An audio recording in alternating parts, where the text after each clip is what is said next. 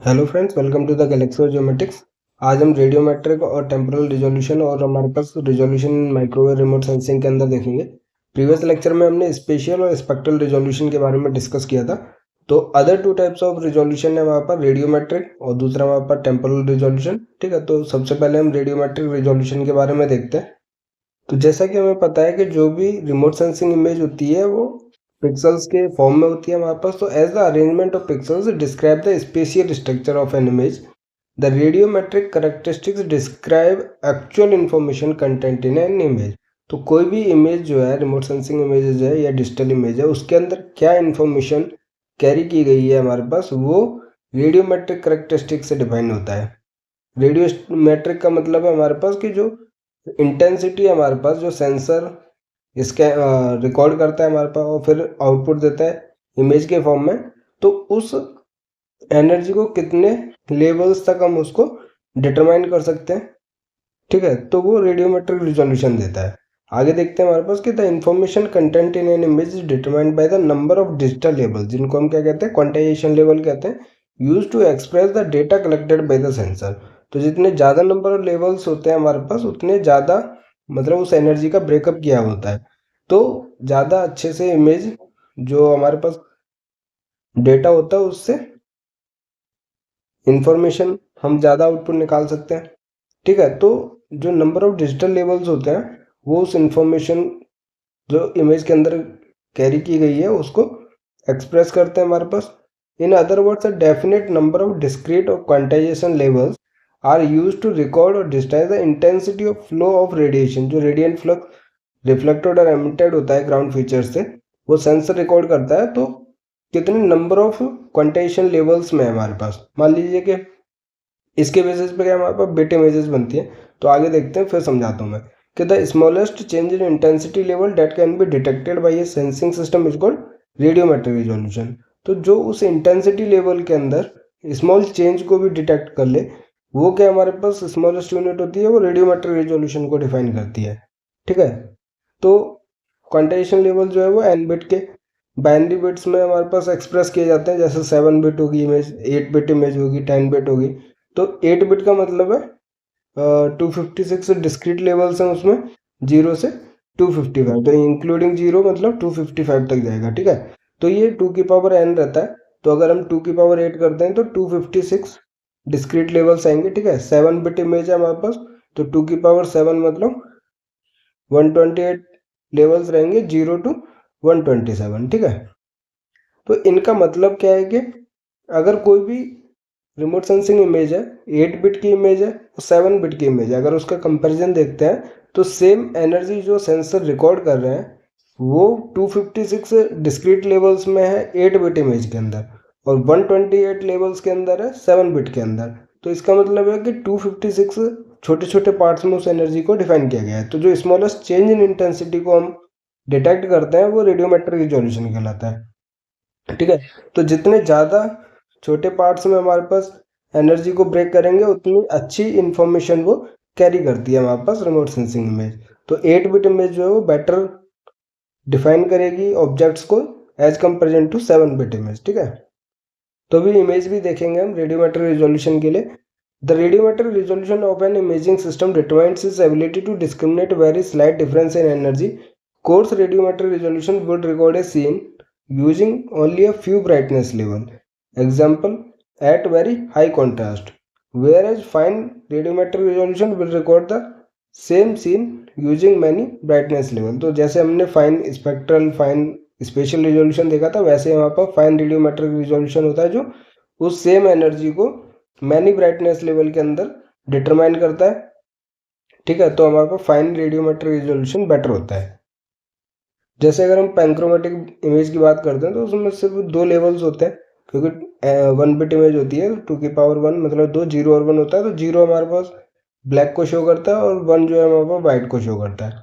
तो सिमिलरली उसके कंपैरिजन में आप देखोगे तो 7 bit data is considered having coarse radiometric resolution in comparison to 8 bit और 10 बिट डेटा। अगर हम 8 बिट और 10 बिट रिमोट सेंसिंग इमेज से 7 बिट इमेज को कंपेयर करते हैं तो कोर्सर रहेगा हमारे पास 7 बिट वाला, और 8 और 10 बिट वाला हमारे पास फाइनल रेडियोमेट्रिक रिजोल्यूशन रहेगा। तो वैसे ही चीज़ हमने पहले डिस्कस की थी अभी कि 8 बिट इमेज जो है वो 256 लेवल में सेम एनर्जी को डिटरमाइन करेगी और 7 बिट के अंदर 128 लेवल्स रहेंगे हमारे पास, ठीक है।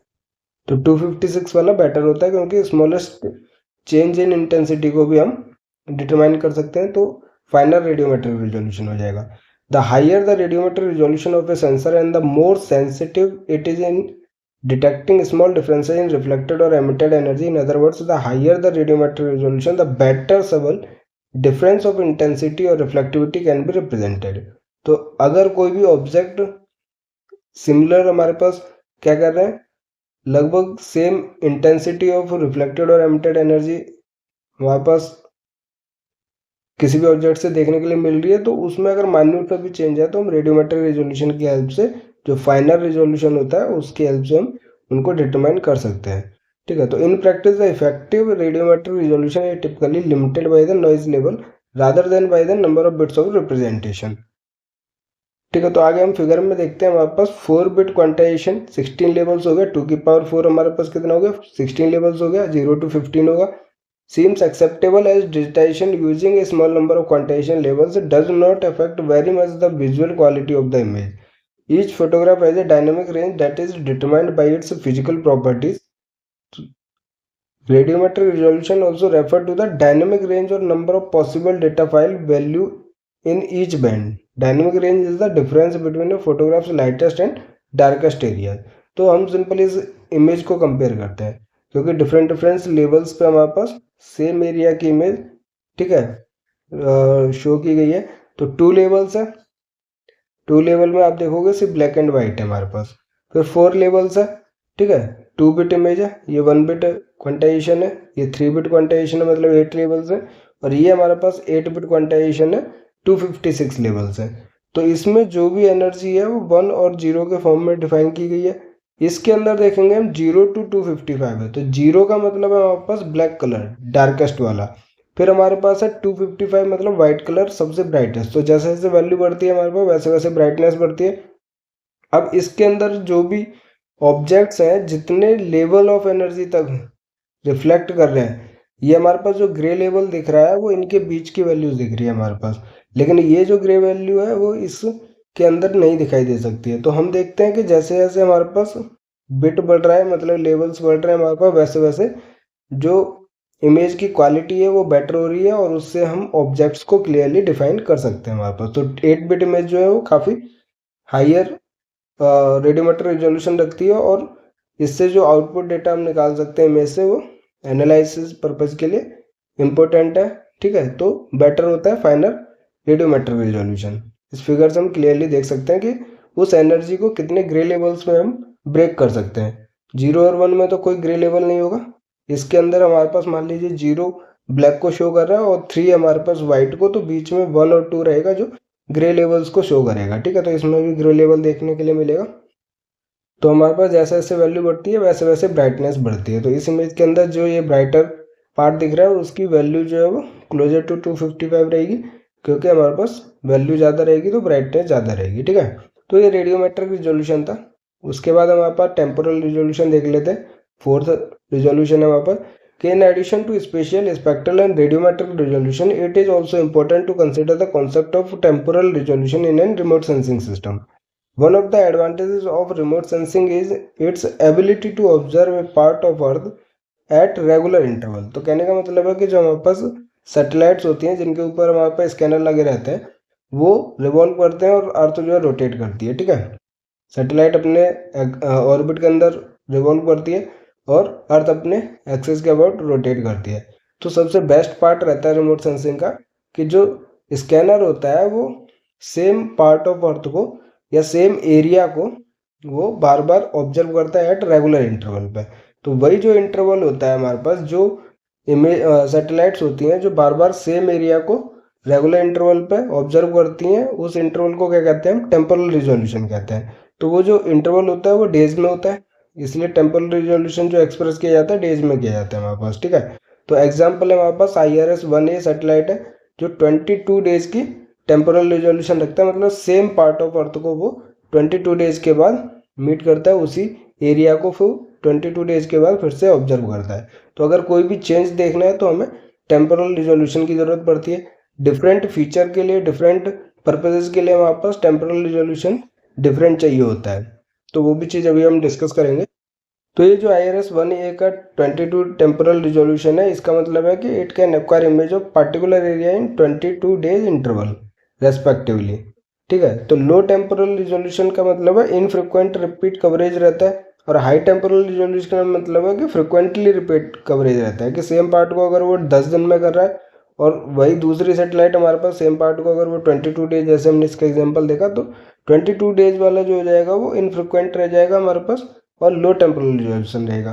हाई टेम्पोरल रिजोल्यूशन मतलब कि फ्रिक्वेंट रिपीट कवरेज डेज हमारे पास कम रह जाएगा। ठीक है, तो कहीं कहीं हमें हाई टेम्पोरल रिजोल्यूशन की रिक्वायरमेंट रहती है किसी पर्पज़ के लिए, और किसी के लिए हमारे पास लो टेम्पोरल रिजोल्यूशन की रहती है। तो अभी हम वही चीज़ डिस्कस करेंगे कि temporal resolution is useful for agricultural application और natural disasters like flooding when you would like to revisit the same location within even every few days. तो मान लीजिए अगर आपको वेजिटेशन या एग्रीकल्चर क्रॉप को मॉनिटर करना है तो आपको सेम एरिया, सेम क्रॉप को कुछ कुछ दिनों में देखना पड़ेगा हमारे पास। ठीक है, तो the requirement of temporal resolution varies with different applications. For example, to monitor agricultural activity image interval of 10 days would be required. तो अगर एग्रीकल्चर को मॉनिटर करना है तो जनरली 10 दिन में रिपीट रहेगा हमारे पास कवरेज, तो हाई टेम्पोरल रिजोल्यूशन की रिक्वायरमेंट रहेगी। But intervals of 1 year would be appropriate to monitor urban growth pattern, क्योंकि अगर अर्बन एरिया के डेवलपमेंट को देखना है तो 10 दिन में नहीं देखेगा, 1 महीने में नहीं देखेगा, तो जनरली 1 साल में वो चीज़ दिखेगी। तो उसका जो इंटरवल हमें रिक्वायरमेंट रहेगी वो 1 ईयर की रहेगी। तो डिफरेंट पर्पज़ के लिए हमारे पास टेम्पोरल रिजोल्यूशन क्या डिफरेंट चाहिए होता है। वेजिटेशन की ग्रोथ को मॉनिटर करना है हमारे पास, तो जैसे इस फिगर में दिखा रखा है हर मंथ में 25 जून है। ठीक है, उसके बाद 29 सितंबर की है, फिर 9 अक्टूबर की। तो स्मॉल इंटरवल पीरियड में हमारे पास क्या की गई है, इमेज क्रिएट की गई, ली गई है, जिससे कि हम उस क्रॉप को, वेजिटेशन को मॉनिटर कर सकें। वही अगर हम अर्बन डेवलपमेंट या फ्लड की बात करते हैं, जैसे ये हमारे पास क्या है, फ्लड सिचुएशन है, तो हमने देखा ये भी 10 दिन बाद या 1 महीने बाद पहले फ्लड से हमारे पास ये एरिया की इमेज है हमारे पास, और फिर जब फ्लड हो गया हमारे पास तो उसके बाद की जो इमेज है वो भी टेम्पोरल रिजोल्यूशन से मिलेगी, क्योंकि सेम एरिया की सेम पार्ट ऑफ अर्थ को हमें ऑब्जर्व करना है। तो टेम्पोरल रिजोल्यूशन से हमने दोनों डिफरेंट टाइम पर इमेज क्रिएट की गई है हमारे पास। ठीक है, तो ए जो है वो हमारे पास प्री फ्लड वाली है और बी जो है पोस्ट फ्लड से। तो हम देख सकते हैं कितना हमारे पास नुकसान हो रहा है फ्लड से, कौन सी चीज़ें हमारे पास फ्लड से अफेक्टेड हो रही हैं, तो वो टेम्पोरल रिजोल्यूशन की रिक्वायरमेंट रखता है। ठीक है, सिंपल से टॉपिक से दोनों, और कोई भी डाउट होता है तो कमेंट कर सकते हैं, आप हमसे पूछ सकते हैं, कोई भी डाउट नहीं होगा, सिंपल सी चीज़ें फिर से पढ़ना आप समझ जाओगे। ठीक है, तो टेम्पोरल रिजोल्यूशन देखा हमने, और उससे पहले रेडियोमेट्रिक रिजोल्यूशन देखा। अब ये है हमारे पास resolution in microwave remote sensing, इसको भी देख लेते हैं। आज हम इसमें क्या है, फॉर्मूलाज देखेंगे मेनली, और रिजोल्यूशन के बारे में समझेंगे। उसके जो फॉर्मूलाज का एप्लीकेशन होगा वो जैसे ये लेक्चर सीरीज एंड होगी उसमें फिर असाइनमेंट अपलोड किया जाएगा, उसके अंदर मैंने क्वेश्चन डाले हुए हैं। ठीक है, इस फॉर्मूला से बेसिस और जो भी हमारे पास पूरा रिमोट सेंसिंग प्लेटफॉर्म सेंसर से रिलेटेड जो क्वेश्चंस बनते हैं वो भी हैं। तो आपको जो फॉर्मूलाज का एप्लीकेशन है उसका असाइनमेंट में अच्छे से समझ आ जाएगा। आज हम फॉर्मूलाज और उनके बारे की जो थ्योरी है उसको देख लेते हैं। ठीक है, तो microwave remote sensing employs microwave radiation using wavelength that range from about 1 mm to 1 metre. तो ये माइक्रोवेव वेवलेंथ रेंज रहती है हमारे पास 1 mm to 1 मीटर। ठीक है, तो ये माइक्रोवेव रिमोट सेंसिंग के अंदर यूज होती है in frequency interval from 40,000 to 300 megahertz. तो हमने इसकी टेबल भी देखी थी, जो हमारे पास हाई फ्रिक्वेंसी था, लो फ्रिक्वेंसी था, मीडियम फ्रिक्वेंसी था, उसके बेसिस पर जो रेंज थी वहाँ पर गीगाहर्ट्ज तक जा रही थी। तो वही है कि जो 1 mm to 1 मीटर की जो वेवलेंथ रेंज है वो हमारे पास 40,000 to 300 मेगाहर्ट्ज तक फ्रिक्वेंसी इंटरवल रहता है। उसके अलावा आप इसको निकाल भी सकते हो, फ्रिक्वेंसी जो होगा वो हमारे पास velocity of light by wavelength रहेगा। वेवलेंथ हमें पता है 1 mm to 1 मीटर है, और स्पीड ऑफ लाइट हमें पता है 3 × 10⁸ मीटर पर सेकेंड है। ठीक है, पर सेकेंड मतलब कि हर्ट्ज हो जाएगा, उसमें आप निकाल सकते हो फ्रिक्वेंसी की रेंज। ठीक है, तो फॉर्मूला आपको पता ही है ऑलरेडी, उससे भी निकाल सकते हो। तो this enables observations in all weather conditions without any restriction by cloud or rain. This is an advantage that is not possible with the optical remote sensing. तो जब हम माइक्रोवेव रिमोट सेंसिंग करते हैं तो माइक्रोवेव रेंज ऑफ वेवलेंथ को use करते हैं जो कि हाइयर होती है हमारे पास as comparison to infrared and visual spectrum. ठीक है, तो हाई रेंज ऑफ वेवलेंथ की वजह से हमारे पास जो वेदर कंडीशन है जैसे क्लाउड्स वगैरह होते हैं तो वो इसको रिस्ट्रिक्ट नहीं करते हैं क्योंकि ये पेनिट्रेट कर सकता है हमारे पास क्लाउड्स को। ठीक है, तो रिस्ट्रिक्टेड नहीं होता क्लाउड और रेन से इस वेदर कंडीशंस में। ऑल वेदर कंडीशंस में माइक्रोवेव रिमोट सेंसिंग का यूज कर सकते हैं। तो दो टाइप्स की होती है वहाँ पर, पैसिव और एक्टिव। तो पैसिव माइक्रोवेव रिमोट सेंसिंग के अंदर क्या है कि the wavelength are so long the energy available is quite small compared to optical wavelength. Wavelength हमारे पास ज़्यादा रहता है तो एनर्जी हमें पता है कि इन्वर्सली प्रोपोर्शनल टू वेवलेंथ होता है। ठीक है, E is equal to SC by lambda. तो इन्वर्सली प्रोपोर्शनल है वेवलेंथ के, वेवलेंथ हाई रहेगा तो एनर्जी हमारे पास लेस रहती है हमारे पास। ठीक है, तो this IFOV must be large to detect enough energy to record a signal. इसके लिए हमारे पास क्या है, जो इंस्टेंटेनियस फील्ड ऑफ व्यू चाहिए होता है माइक्रोवेव रिमोट सेंसिंग के लिए वो लार्ज चाहिए होता है क्योंकि एरिया जो रहेगा हमारे पास वो हाई चाहिए होगा जिससे कि सेंसर उसको रिकॉर्ड कर सके। तो ये जो IFOV है वो लार्ज चाहिए होता है क्योंकि एनर्जी जो होती है माइक्रोवेव की as comparison to optical wavelength वो स्मॉल रहती है। ठीक है, तो ये इंपॉर्टेंट है। इससे क्या ऑप्शन बनता है कि IFOV जो है वो डिटेक्ट करने के लिए माइक्रोवेव रिमोट सेंसिंग में सिग्नल को मतलब रिकॉर्ड करने के लिए हमारे पास लार्ज IFOV की रिक्वायरमेंट रहती है। ठीक है, तो most possible microwave sensors are therefore characterized by low spatial resolution. इसके लिए हमारे पास जब IFOV लो होता है, कम होता है हमारे पास या एवरेज रहता है तो लो स्पेशियल रिजोल्यूशन रहता है। एक्टिव माइक्रोवेव जो रिमोट सेंसर्स होते हैं are generally divided into two distinct category, imaging and non imaging. The most common form of imaging active microwave sensors is imaging radar. तो इमेजिंग का जो एग्जांपल है वो रडार है। रडार क्या है हमारे पास, रेडियो डिटेक्शन एंड रेंजिंग।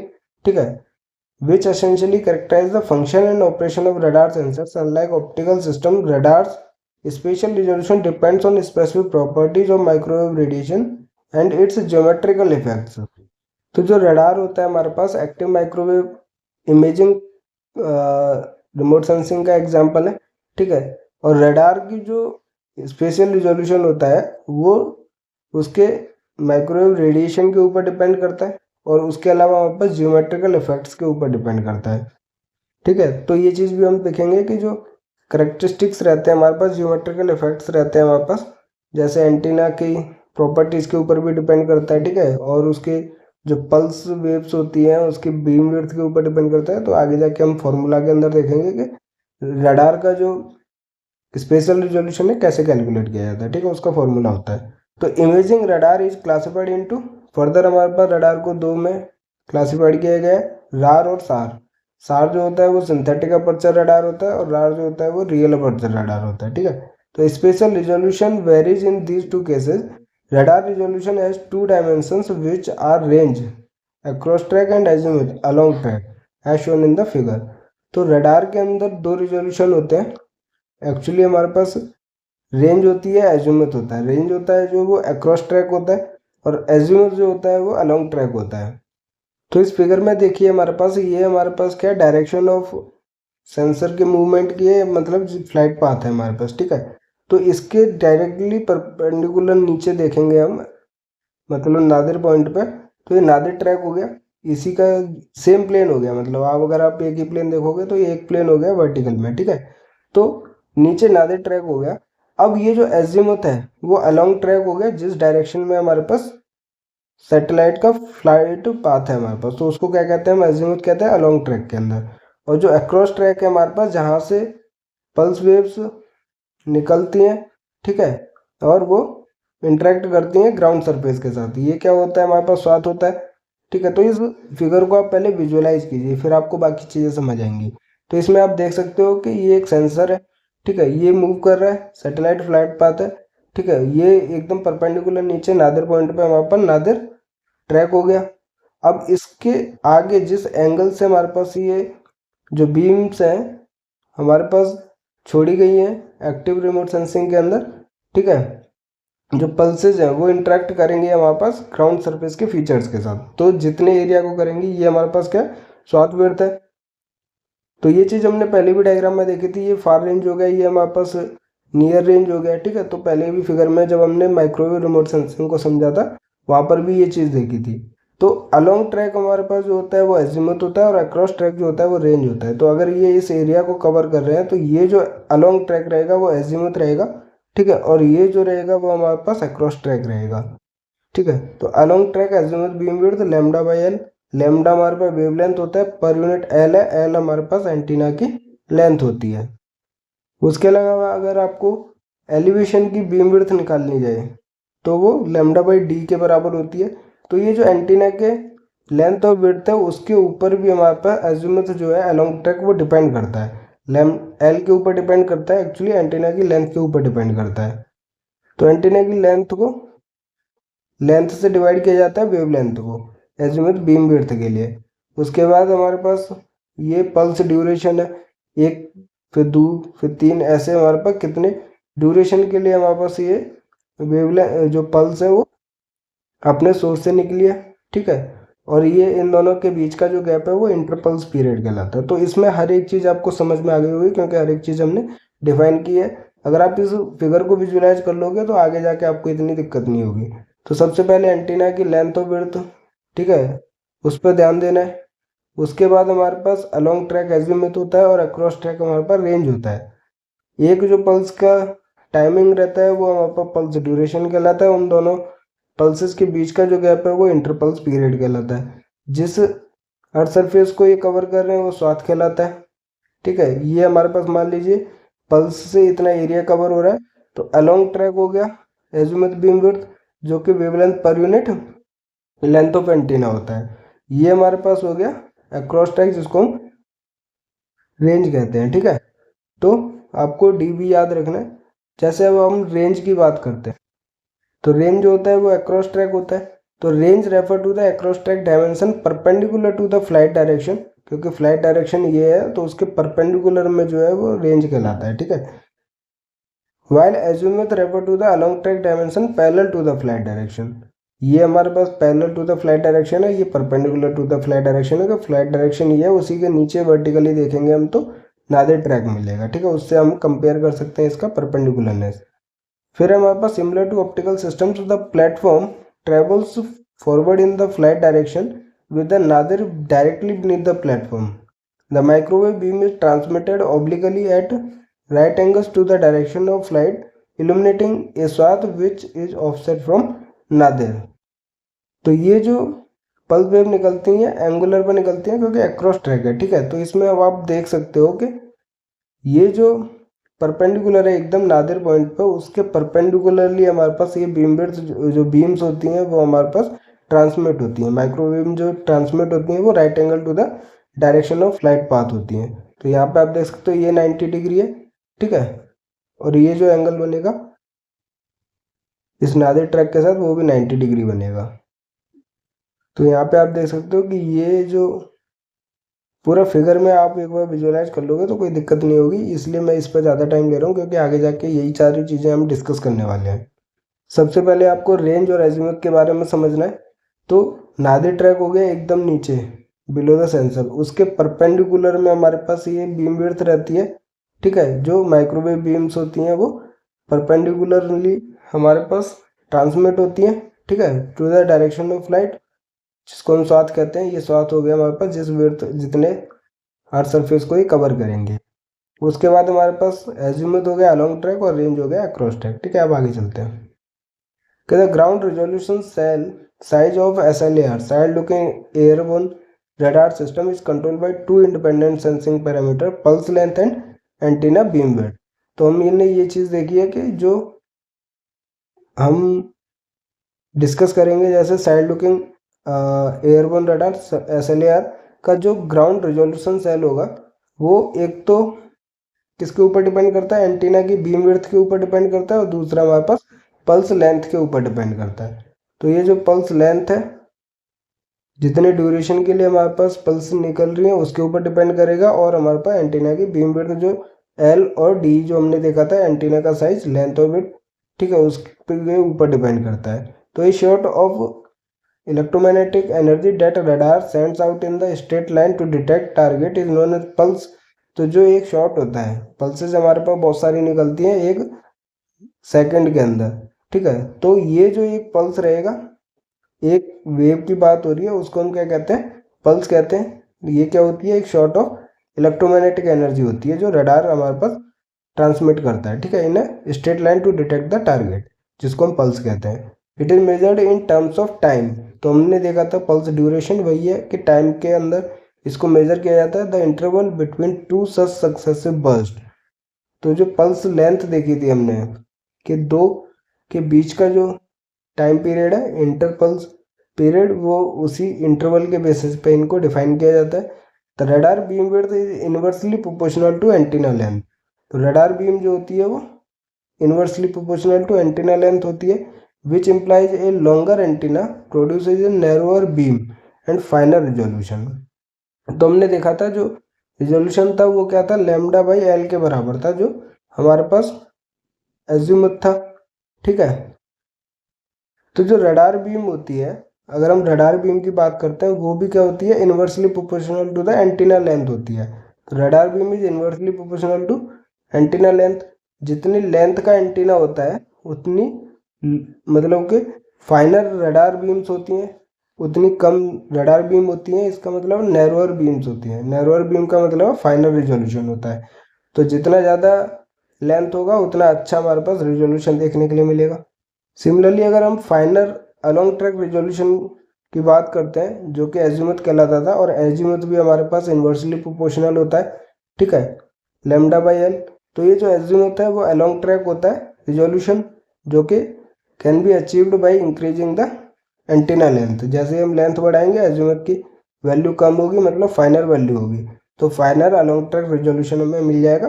तो यही जो फॉर्मूला है lambda by L inversely proportional to length of antenna रहता है, चाहे रडार बीम की बात करो चाहे हमारे पास अलोंग ट्रैक रेजोल्यूशन की बात करो। अगर हमें फाइनर चाहिए, अच्छा चाहिए, तो हमारे पास एंटीना लेंथ को इंक्रीज करना पड़ेगा, यही आपको याद रखना है, ठीक है।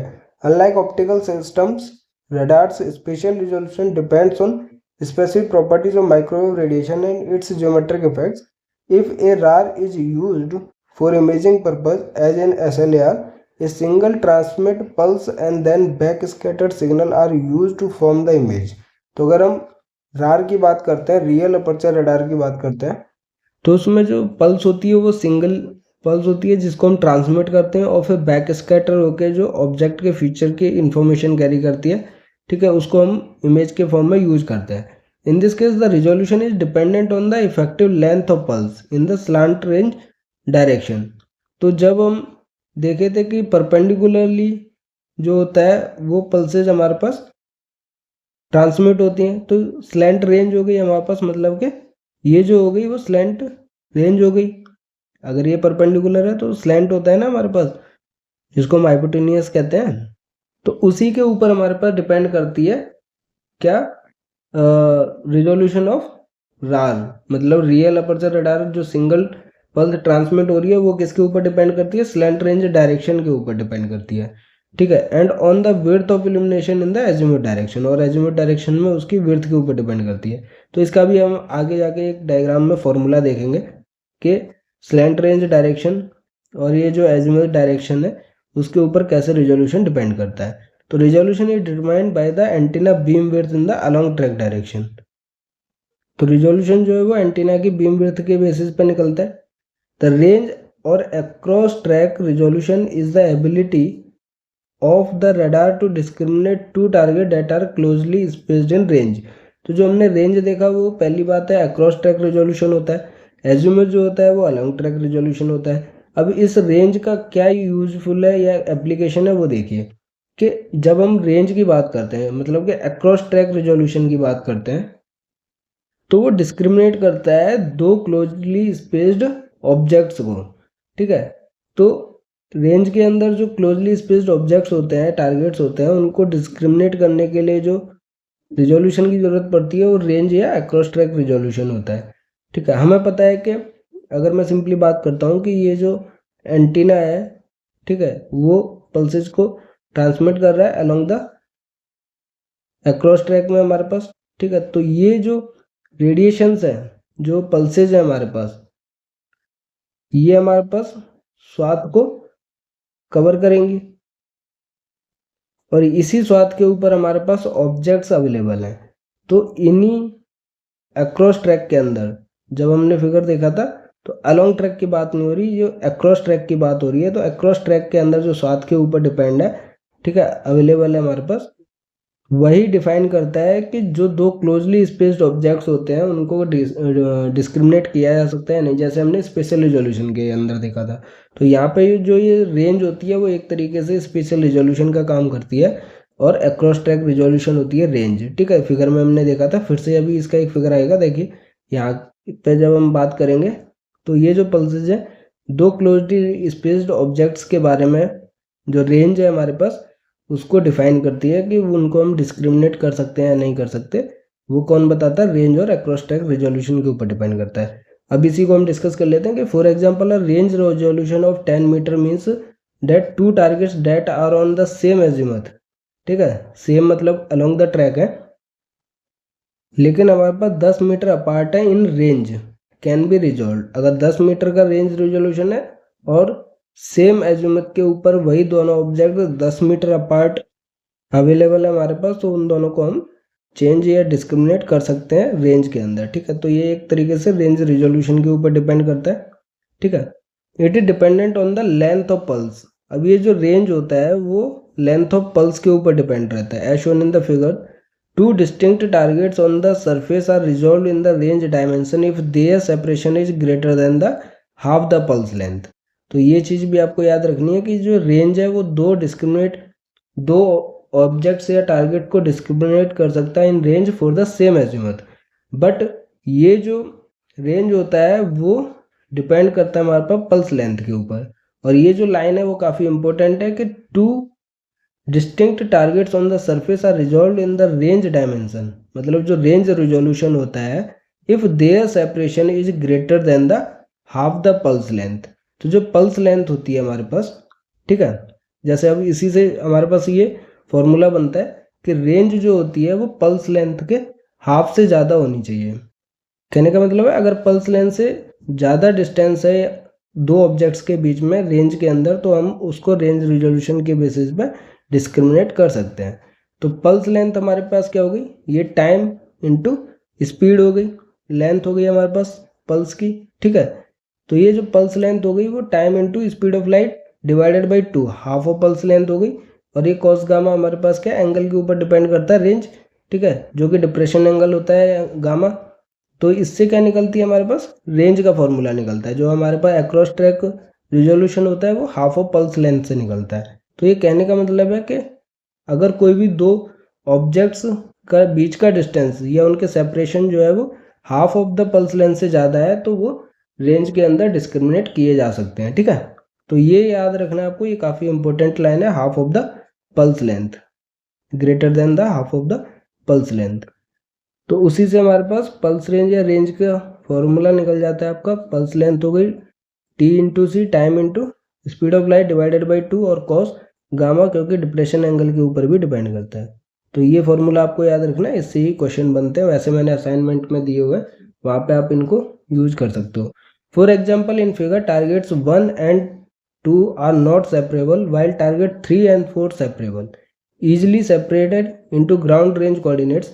The resolution in ground range is dependent on the incidence angle.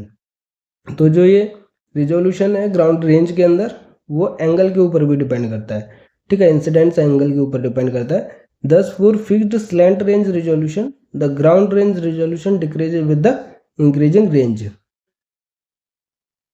तो जो स्लैंट रेंज रिजोल्यूशन है इसके बारे में भी अब हम देखेंगे इसके बाद।